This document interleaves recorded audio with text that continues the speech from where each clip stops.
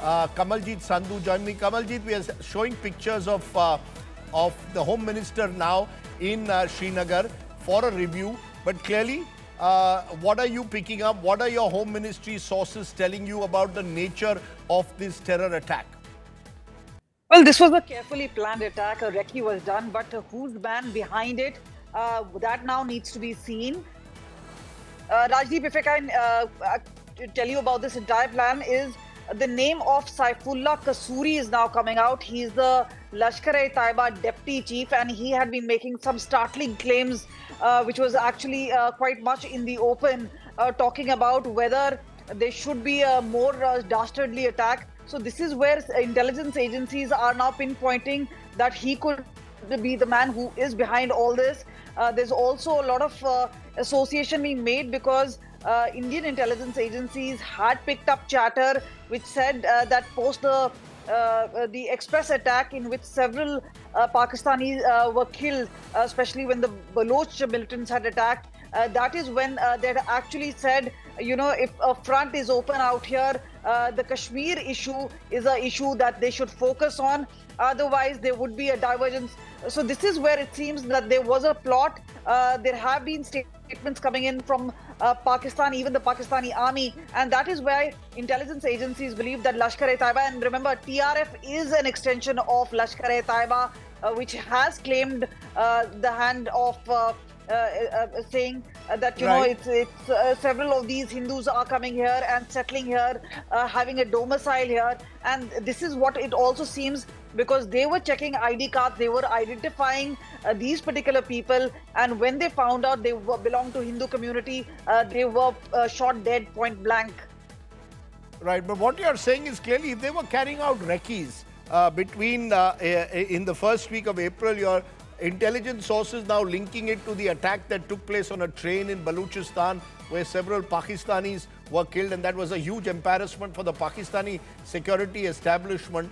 But the truth of the matter is, if this was there, clearly question will be raised over whether the guard was let down. Not easy, as Gaurav pointed out, to monitor every inch of the Kashmir Valley. This is a very popular tourist area, a meadow, and I want to a meadow at the heart of the Pahalgam Valley from which trekkers go to various points, often on horseback. I want to understand from you, Ashraf Wani, how is the mood at the moment in Srinagar? Is there a sense of shock just at a time when tourism has clearly revived in the Kashmir Valley in the last couple of years? You have an attack like this. What is the mood? What are people telling you at the moment there?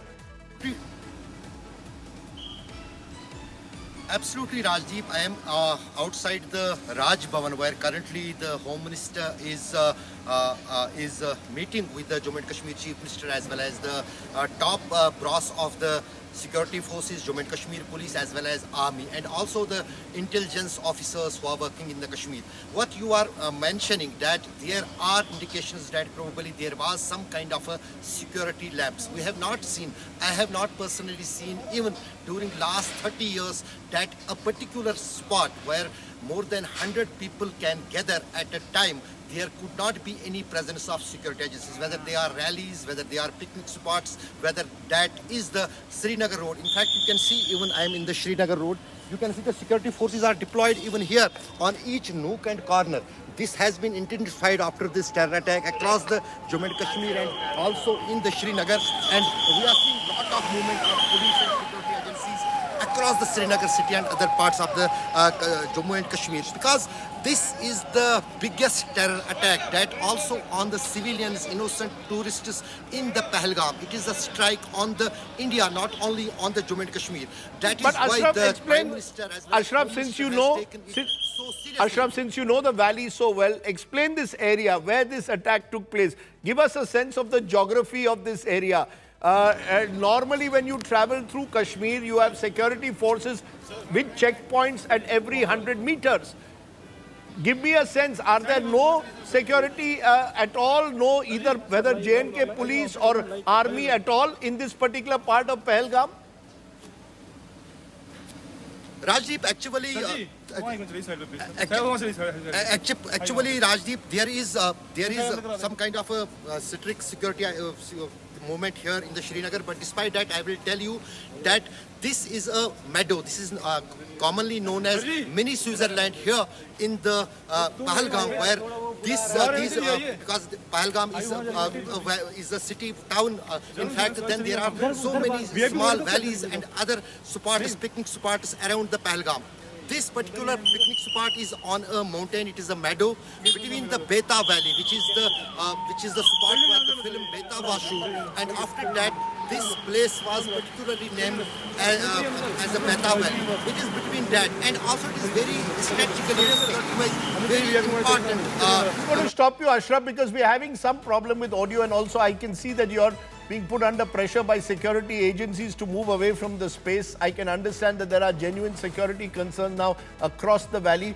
Very interestingly, a candlelight march is taking place in Pahalgam. Remember, lots of citizens and residents in Pahalgam in particular entirely dependent on tourism. This could be the worst thing in that sense that happens to a place like Pahalgam. It is a beautiful, beautiful part of the country. And therefore, lots of people go out there a lot of tourists have been attracted to Pahalgam over the years. Now you've got a candlelight march being taken place by citizens, residents of Pahalgam. So many of these terrorists are essentially outsiders, many of them backed by Pakistan, who are now, as you can see, the slogans targeting Pakistan as well, and the manner in which Pakistan has sponsored cross-border terror.